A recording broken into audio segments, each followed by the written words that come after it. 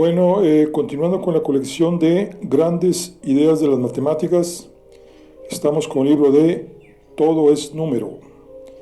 ¿Es matemática la realidad? Este es de Manuel Alfonseca. Todo es número. ¿Es matemática la realidad?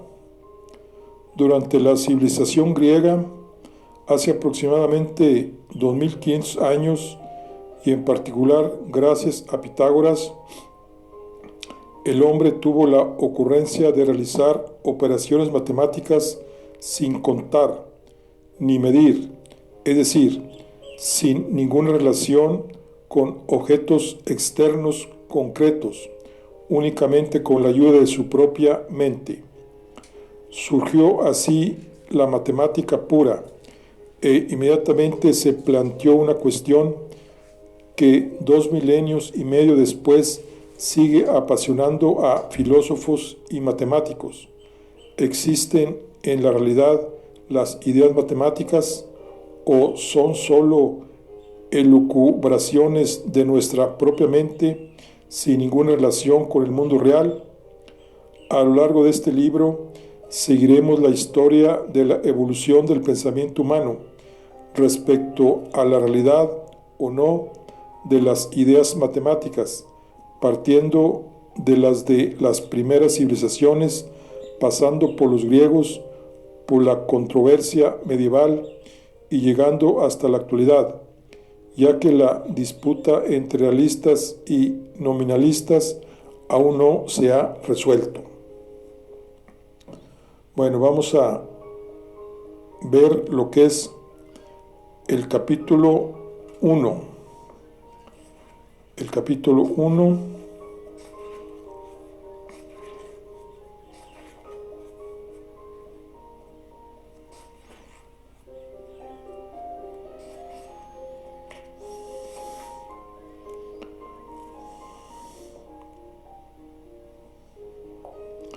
que se llama Pitágoras y las Mathematikoi. La gente normal no debía enterarse. En lugar de querer que todos compartieran y conocieran sus descubrimientos, los pitagóricos ocultaron la raíz cuadrada de 2 y el dodecaedro. Carlos Sagan, en The Backbone of Nights, extracto del episodio 7 de su libro Cosmos.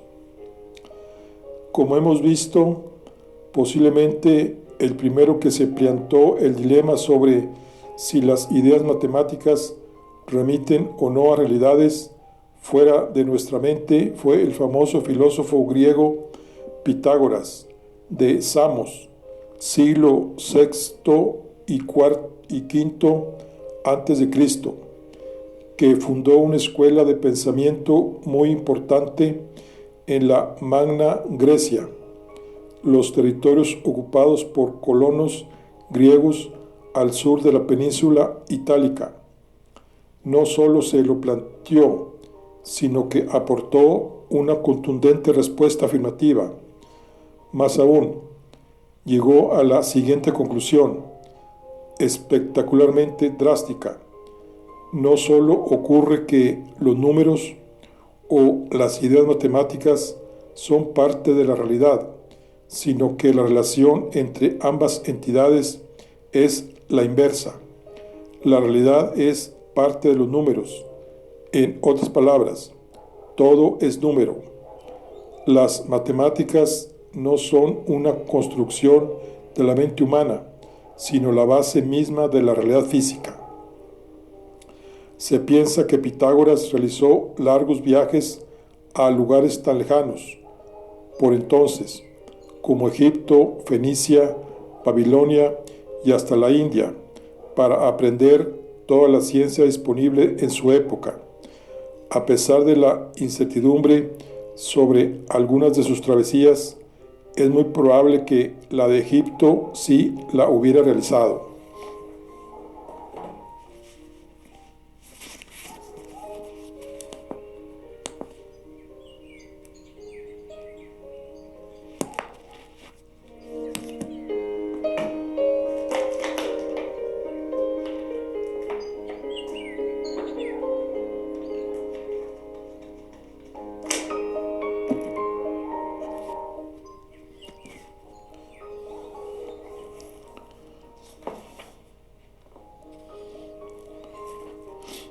Sin embargo, sabemos muy poco de su vida. Para comprobarlo, basta fijarse en un pequeño detalle.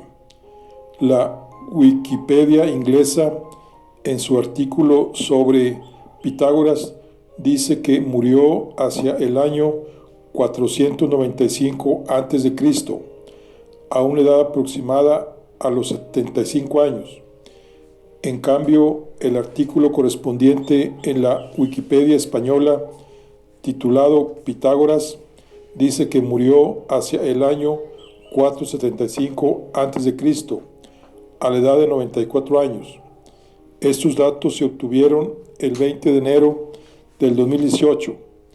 Dado que el contenido de la Wikipedia se actualiza continuamente, es posible que cuando el lector lea esto, dicho contenido haya cambiado. La 15ª edición de la Enciclopedia Británica da como fecha aproximada de su muerte el año 500. Uno de sus biógrafos, Jámblico, siglo III y IV, afirma que murió a una edad muy avanzada, próxima a los 100 años, pero esto lo dijo unos 800 años después de su muerte.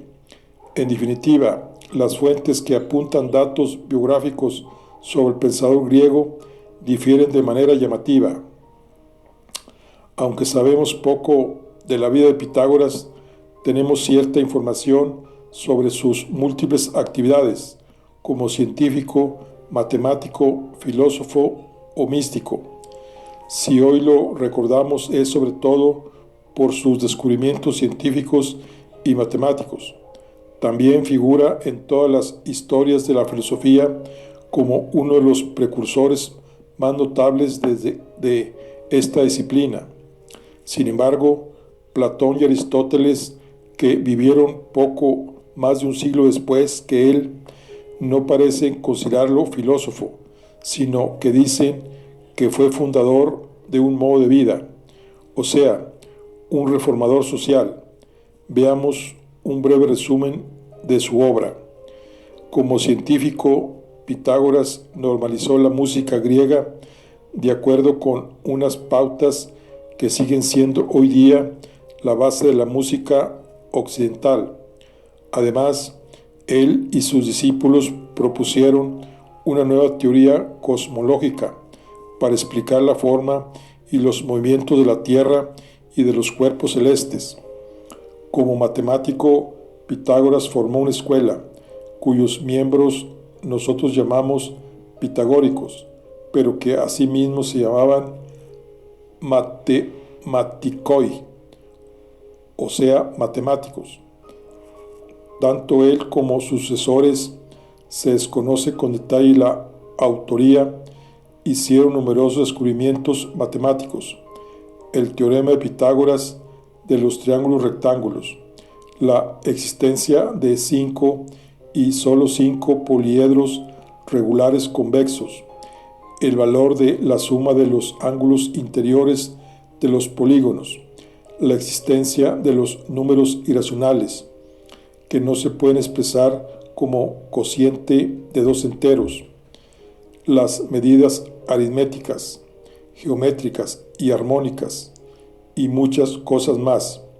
Más adelante hablaremos con más detalle de algunas de ellas en varios recuadros que la resumen. Como filósofo se le atribuye, aunque no todo el mundo está de acuerdo, la primera cosmología, según la cual todo el universo se basaría en un solo principio, de los que sí fue indudablemente autor es de la famosa idea de que dicho principio único fuese precisamente el número. Para expresarlo se le suele atribuir la afirmación: todo es número. Es evidente, por tanto, que Pitágoras pensaba que los números y las matemáticas existen realmente fuera de la mente humana, que no son construcciones mentales nuestras, sino realidades absolutas. En consecuencia, cuando él o uno de sus discípulos proponía una nueva idea matemática, no estaba inventando nada, sino que hacía un descubrimiento. Obsérvese que Carl Sagan, según sus palabras citadas al principio de este capítulo, parece estar de acuerdo con Pitágoras. Sin dejar la filosofía, otra de las ideas propuestas por Pitágoras fue una forma de metempsicosis o teoría de la reencarnación, según la cual el alma del hombre, al morir, puede reencarnarse en otro ser vivo, animal o humano. Hay una anécdota al respecto, según la cual Pitágoras tropezó cierto día con un hombre que estaba apaleando a su burro y le dijo que dejara de pegarle porque había reconocido en la voz del burro la de un amigo suyo que había muerto y se habría reencarnado en él. Por supuesto, como muchas otras, esta anécdota seguramente es apócrifa e incluso aunque fuese real, hay quien piensa que lo que dijo Pitágoras solo fue un pretexto para salvar al burro de la paliza. Como reformador social, la escuela pitagórica que había fundado formaba comunidades casi monacales, donde sus miembros, los matematikoi, no tenían posesiones personales y eran lacto-vegetarianos, además de tener prohibido el consumo de habas. Durante su vida en la ciudad de Crotona, este grupo selecto llegó a constar de unos 300 miembros. Aparte de estos, había también otro grupo de adeptos, los acousmatikoi, que podían asistir como oyentes. Ese es el significado de esta palabra, a sus reuniones, pero vivían en sus casas, tenían posesiones y no debían seguir ningún régimen alimentario. Una característica importante de los pitagóricos, a los que Sagan hace también referencia en la cita que abre el capítulo, era su secretismo, expresado en la frase: no todo debe revelarse a todos.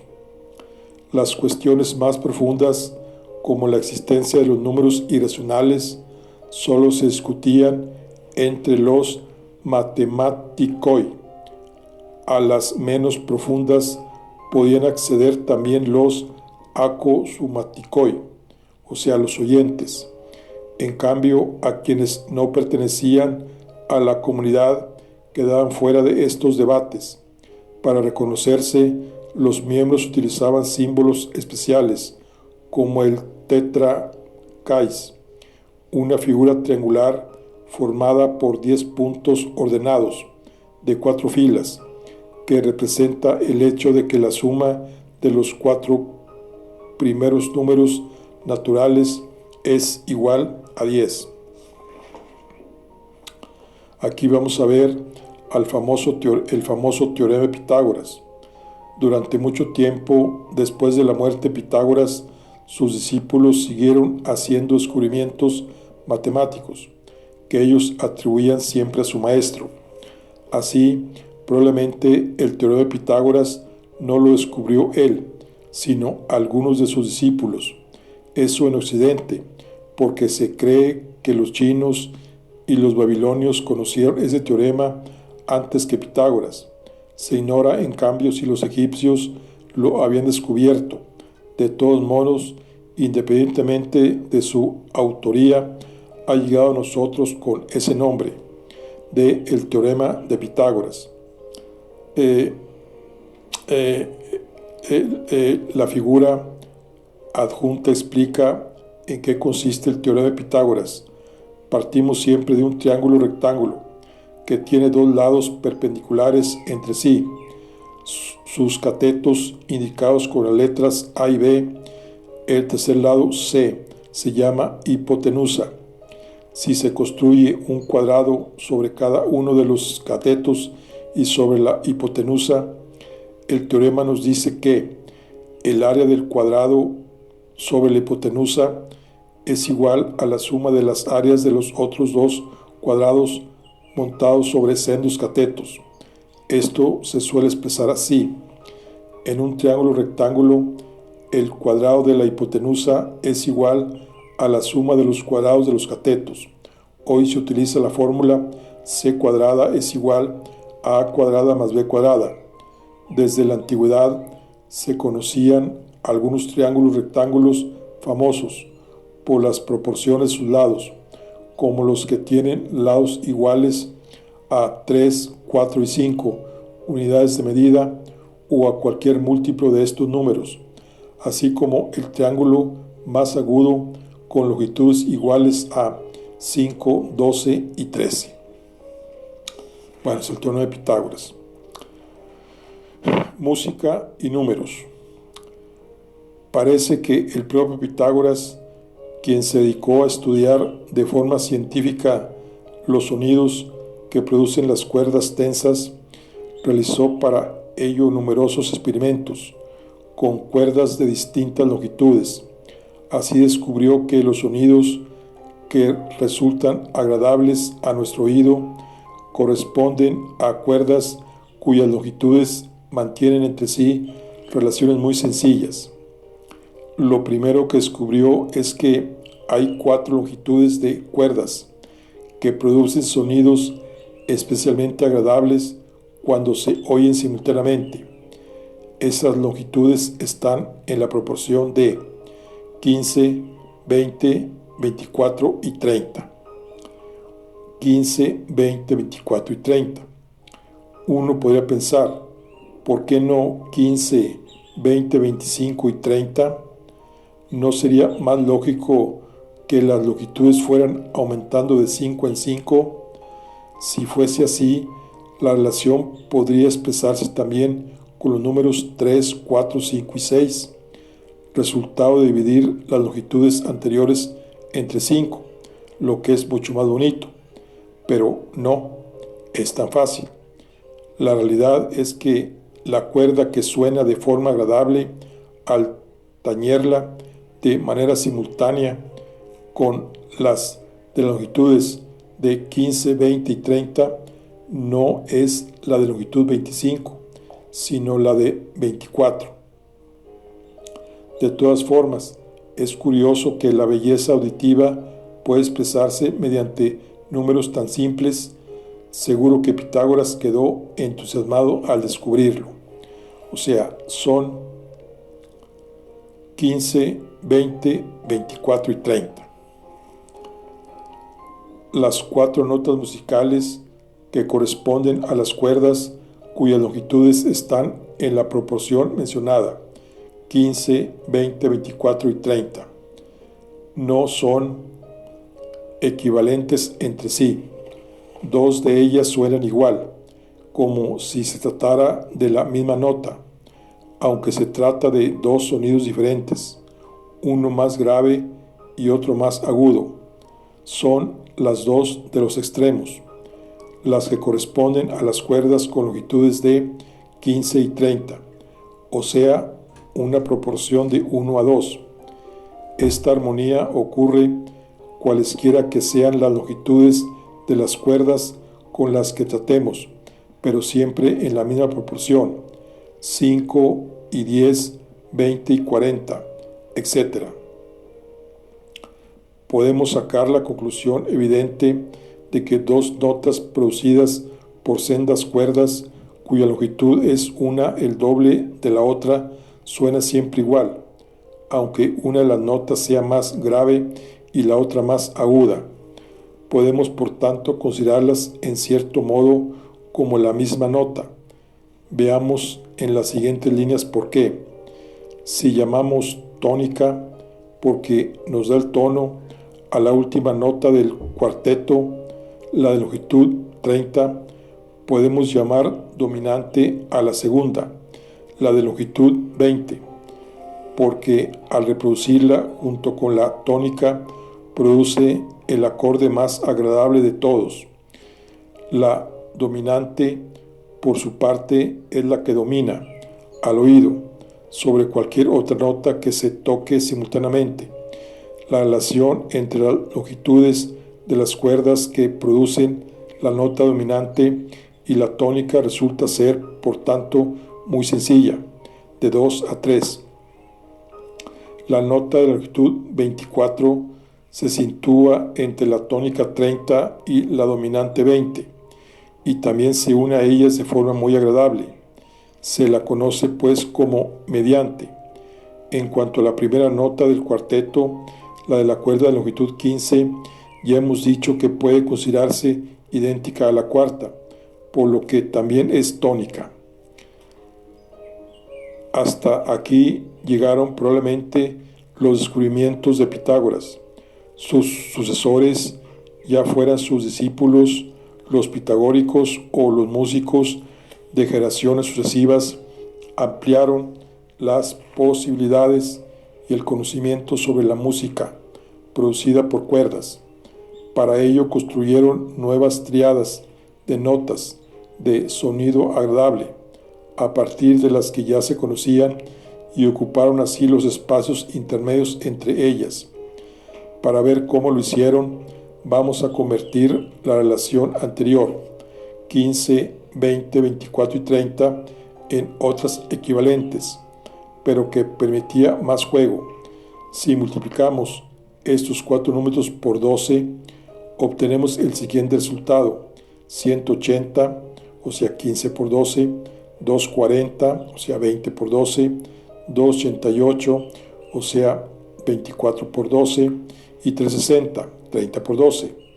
Estos cuatro números siguen exactamente la misma proporción que los primeros, y por tanto las cuerdas de esas longitudes causan la misma sensación agradable al oído al ser tañidas juntas, aunque serán más graves que las primeras.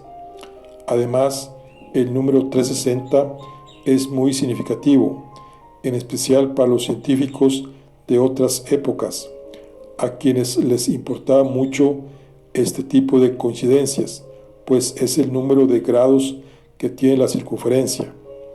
Lo primero que haremos es construir una tríada, tónica, mediante y tónica, mediante y dominante, equivalente a la que hemos visto, es decir, en proporciones de 20, 24 y 30.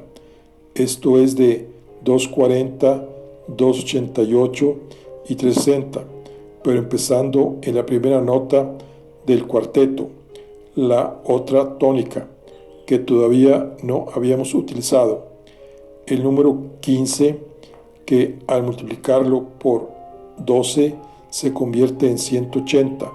Formamos por tanto la siguiente regla de 3 múltiple. 240 es a 288, como 360, no, 240 es a 288. 240 es a 288, es a 260 como 180, es a es a BBB.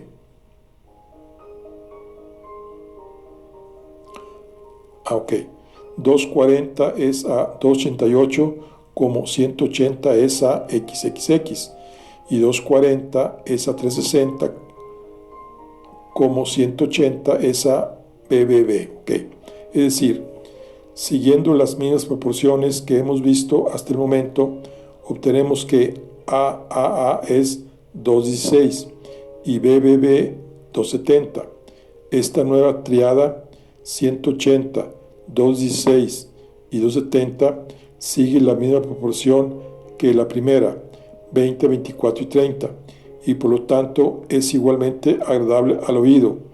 Pero si unimos las dos triadas, obtenemos la siguiente escala de 5 notas diferentes o pentatónicas: 180, 216, 240, 270, 288 y 360. Recuérdese que 180 y 360 son en realidad la misma nota, ya que responden a la proporción de 1 a 2, por lo que estas 6 notas son realmente 5.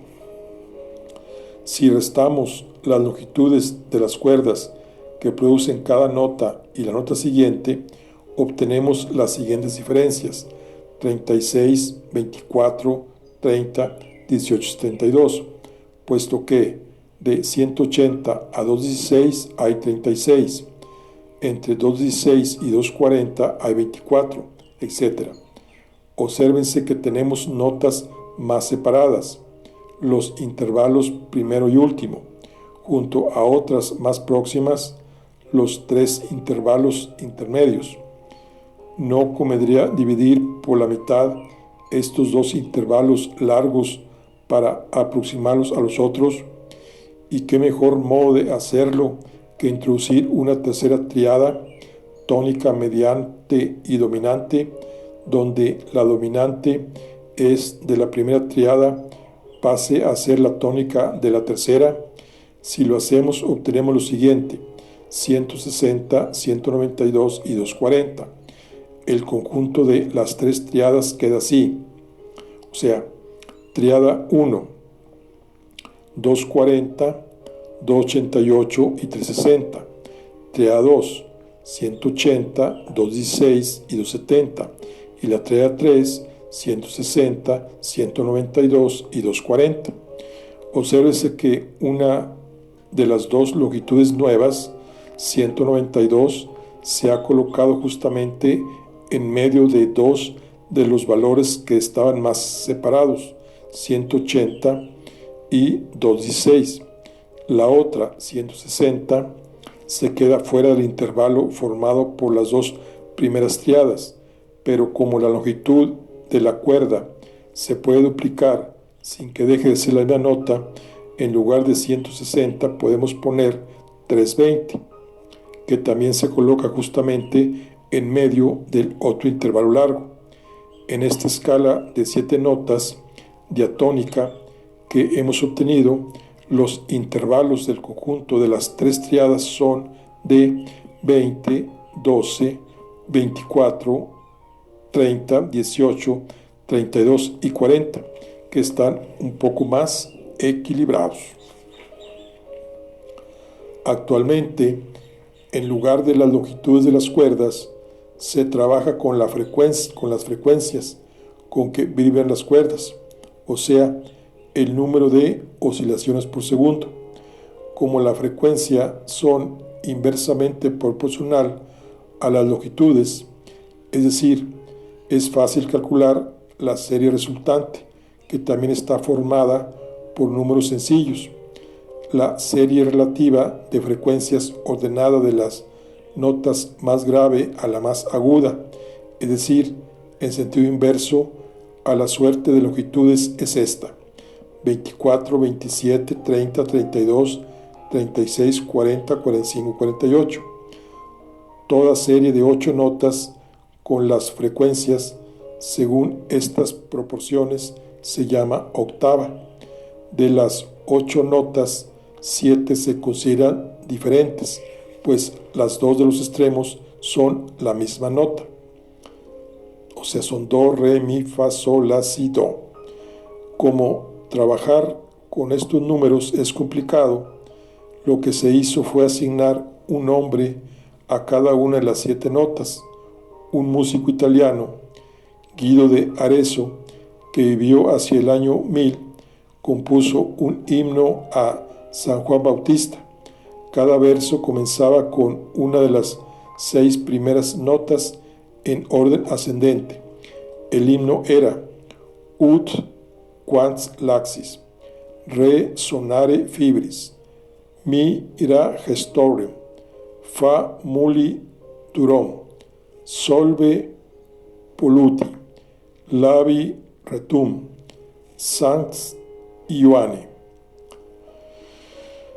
O sea, entonces dice, se tomó pues la costumbre de llamar a cada nota por la primera sílaba de cada verso, que se entonaba precisamente con esa nota. La serie quedó así desde la nota más grave a la más aguda. O sea, de las frecuencias 24, 27, 30, 32, 38, 40, 45, 48. Longitudes 360, 320, 288, 270, 240, 216, 192 y 180. Y el nombre de la nota: la primera era Ud, la segunda Re, la tercera Mi, la cuarta Fa, la quinta Sol, la siguiente La y la última Ud. Como el nombre Ud, al terminar en constante, es difícil de pronunciar, se le estudió por Do, y para la nota que quedaba sin nombre, algunos dicen que se tomaron las dos iniciales del último verso, Sancte Luane, y por eso se llamó Si. La octava completa quedó pues de este modo, siguiendo Do, Re, Mi, Fa, Sol, La, Si, Do. Esta es la escala musical diatónica que usaron los griegos desde poco después de la época en que vivió Pitágoras y que seguimos usando en la actualidad. La primera triada, la que descubrió Pitágoras, podría corresponder a las notas Do, Mi, Sol y Do, aunque eso nunca podremos saberlo, porque no conocemos con suficiente detalle los resultados de sus experimentos con cuerdas vibrantes.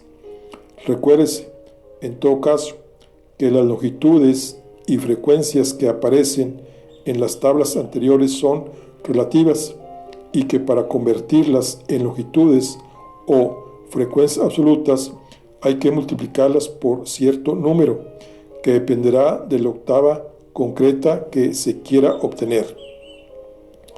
Podríamos hablar a continuación de la escala cromática de 12 notas que añade a las 7 originales las 5 notas negras del piano, sostenidos y bemoles, pero nos saldríamos del tema, por lo que esto queda para el lector curioso e interesado.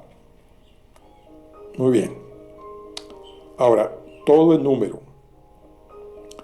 Entusiasmado por sus descubrimientos musicales, Pitágoras llegó a la conclusión de que lo fundamental de toda la realidad es el número. También así, partido en la polémica que se prolongaría durante mucho tiempo y que todavía no se ha resuelto, ¿las matemáticas existen en realidad o son una pura construcción de la mente humana? Para Pitágoras, como para muchos científicos y pensadores actuales, la respuesta correcta es la primera. Las matemáticas son reales. No las inventamos, sino que las descubrimos. Es curioso que la razón que llevó a Pitágoras a tomar esta postura se puede utilizar hoy día como argumento en favor de la postura contraria. Veamos en los párrafos siguientes un argumento contra la afirmación pitagórica y tras este un contraargumento a través de lo que hoy sabemos sobre la estructura del oído humano, pero que en la época de Pitágoras era completamente desconocido. Nuestro oído interno está dividido en varias zonas. Una de ellas, la cóclea o caracol, contiene el órgano de Corti. Es en el que hay una serie de células pilosas o ciliadas, cada una de las cuales responde a sonidos de frecuencias determinadas. Como el número de células ciliadas que tenemos es finito, nuestra respuesta a la frecuencia de los sonidos no es continua, sino discreta. Esto es, percibe valores distintos y separados. Se llama coma musical a la diferencia de frecuencias más pequeña que podemos percibir, que viene a ser equivalente a la diferencia entre las notas mi, bemol y re sostenido. Cuando el oído detecta señales acústicas, Las células ciliadas de la cóclea envían al cerebro señales eléctricas.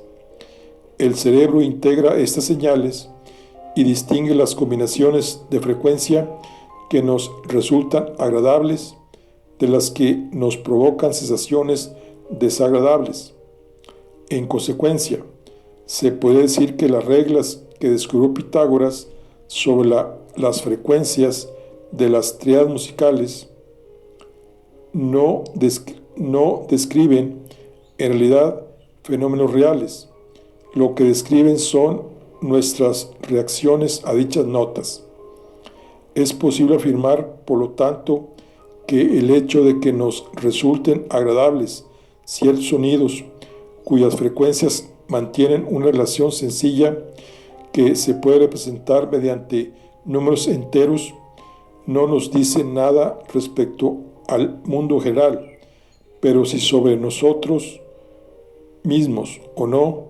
Es decir, ¿por qué nuestro cerebro, al oír tres sonidos simultáneos, unas veces nos genera una sensación agradable y otras una desagradable? ¿Será porque la selección natural ha favorecido a los individuos que reaccionan así a esos sonidos? ¿O bien será porque las frecuencias de algunos sonidos realmente se funden más armoniosamente que las de otros? Si la primera respuesta es correcta, tendríamos que averiguar por qué.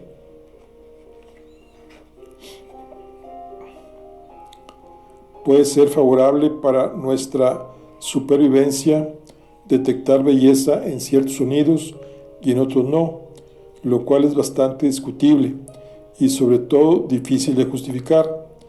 Si la segunda opción es la acertada, quizá hay algo en esas notas, independientemente de nuestro cerebro, que provoca que su audición conjunta nos parezca más agradable.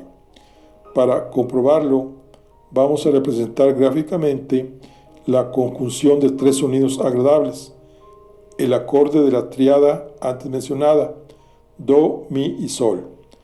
Podemos verlo en la figura adjunta, donde la curva continua oscura representa el sonido de do, la continua clara el de mi y la del trazo del sol de sol y la de puntos la suma de los tres sonidos.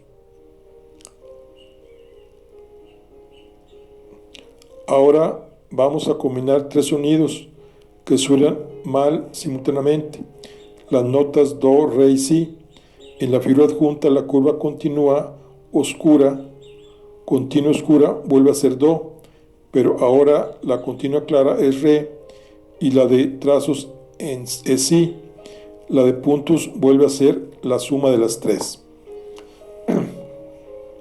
Si comparamos las dos curvas de puntos, podemos ver que la de la primera gráfica es más regular que la segunda, lo que explica visualmente la armonía del primer conjunto.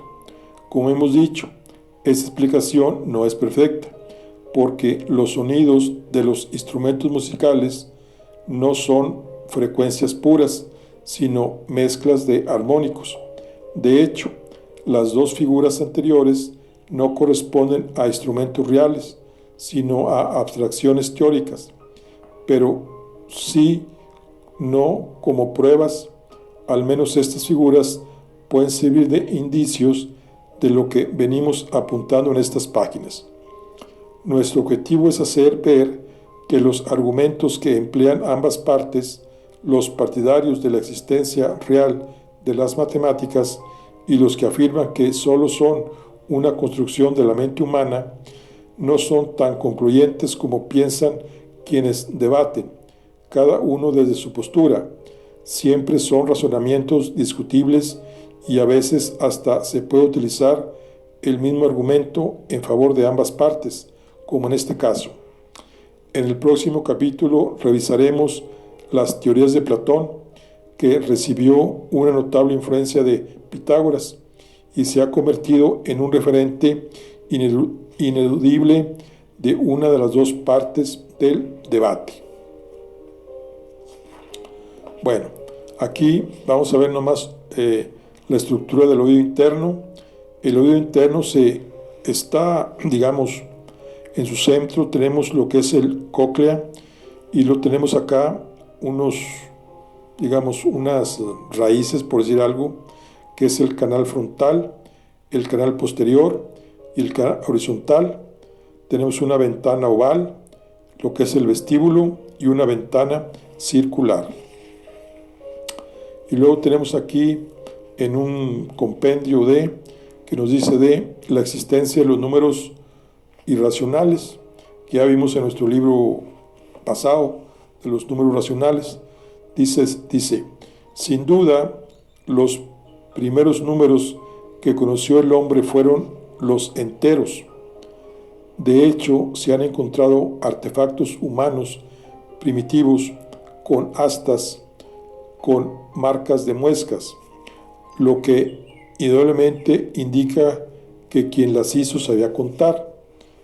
Pronto el hombre primitivo se daría cuenta de que los números enteros no bastaban. Para muchas aplicaciones prácticas hacían falta fracciones o números decimales. En el capítulo anterior vimos que los egipcios no sabían utilizar más fracciones que las inversas de los números naturales y 2/3. Los babilonios, en cambio, tenían un sistema fraccionario muy completo, que utilizaban la base 60. Así, por ejemplo, una tablilla cuneiforme que forma parte de la colección de Yale contiene los siguientes números: 1, 24, 51 y 10. ¿Qué significaba? Imaginemos que hubiese un punto decimal entre el primer número y el segundo, y que los 3 números sucesivos sean cifras decimales en base 60. Los 4 números anteriores escritos en nuestro sistema representarían estos: 1 más 24 sobre 60 más 51 entre 3600 más 10 entre 216.000 es igual a 1.41421296. ¿Les recuerda algo este número? Es una aproximación bastante buena a la raíz cuadrada de 2, que vale 1.41421356. El error resulta ser de orden de 0.000006. Tan cercana es esta formulación que es fácil comprobar que si sustituimos el numerador de la última fracción por 9 o por 11, se obtiene aproximaciones peores de raíz de 2. ¿Estamos seguros de que esta serie de 4 números representa la raíz cuadrada de 2? Pues sí, porque esa misma tableta contiene otra serie de números, 42, 25 y 35. Suponiendo que también representan un número fraccionario, aplicando el mismo procedimiento, veremos que su valor es, según sigue, 42 más 25 entre 60 más 35 entre 3600, que es igual a 42.4263888, etc. Este valor es igual al producto de 30 por la raíz cuadrada de 2, con la misma aproximación que antes. ¿Para qué necesitaban los babilonios el valor de la raíz cuadrada de 2? Evidentemente para calcular la longitud de la diagonal de un cuadrado de lado igual a 1. Lo que descubrió Pitágoras o sus discípulos, los pitagóricos, fue que este número, la raíz cuadrada de 2, no se puede representar como cociente de dos números, o sea, como una fracción, lo que significa que tiene infinitas series de cifras decimales, que no se repiten ordenadamente. No basta, por lo tanto, con los números enteros y los fraccionarios. Hace falta un tercer tipo de números, los irracionales. Ellos los llamaron inconmensurables, que hasta entonces nadie había supuesto que existieran. Esta es la demostración pitagórica de que la raíz cuadrada de 2 no se puede expresar como cociente de dos números enteros. Primero, supongamos que sí se puede. Entonces existirán dos números a y b primos entre sí, porque suponemos que la fracción es irreductible. Si no lo es, la reducimos. Tal es que raíz de 2 es igual a a sobre b. Número 2. Elevamos al cuadrado los dos lados de la ecuación. Nos queda que 2 es igual a cuadrada sobre e cuadrada. Número 3. Pasamos el primer miembro al denominador del segundo. O sea, nos queda 2b al cuadrado es igual a cuadrada. Por lo tanto, a es par, porque su cuadrado lo es. Los cuadrados de los números impares son siempre impares. Entonces podemos llegar a la conclusión de que a es igual a 2c. Sustituyendo en la última ecuación queda 2b cuadrada es igual a 4c cuadrada. Simplificando, b cuadrada es igual a 2c cuadrada. Por lo tanto, también b es par, pero si a y b son pares, la fracción no es irreductible.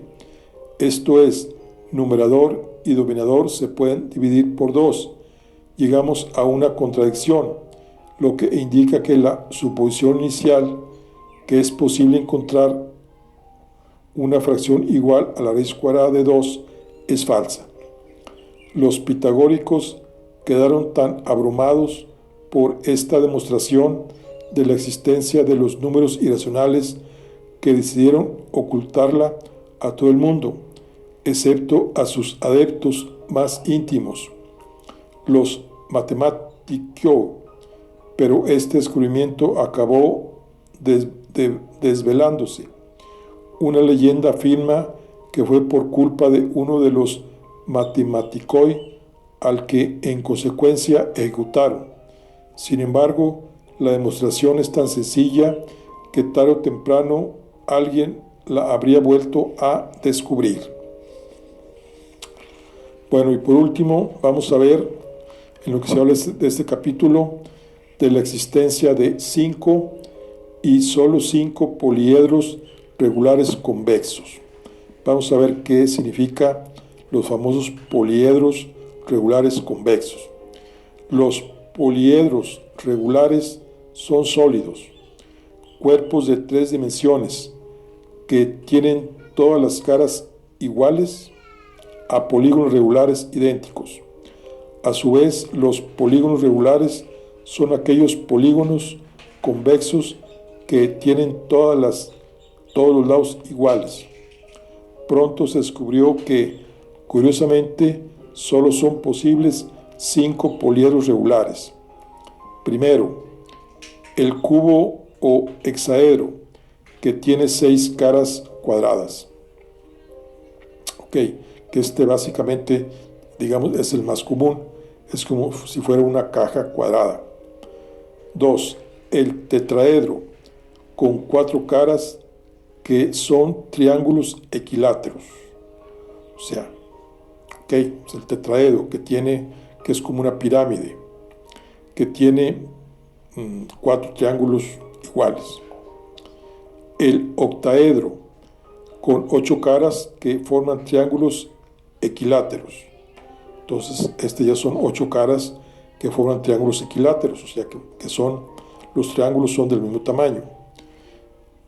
Y el icosaedro, con 20 caras en forma de triángulos equiláteros. Ya se parece más o menos, como que dice, a alguna pelota, digamos, de fútbol.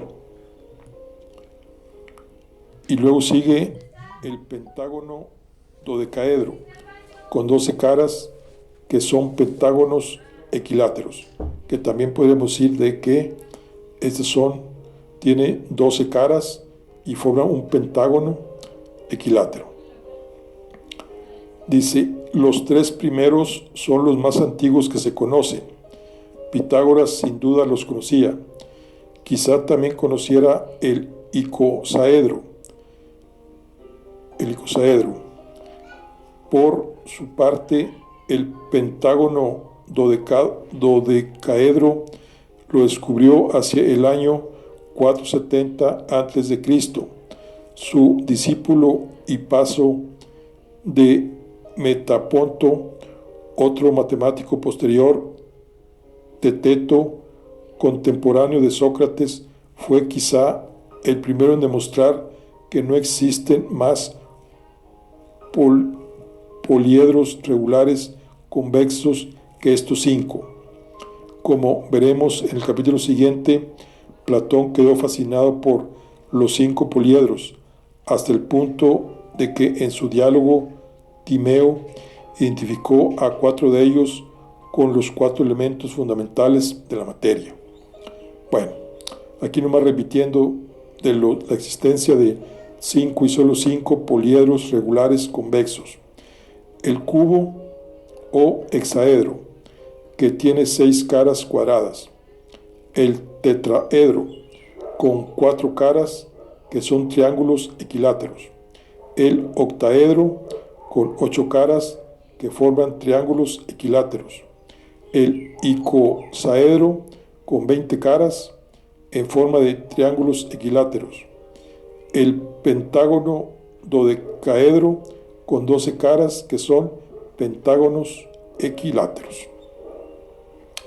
Bueno, aquí concluimos la charla del día de hoy.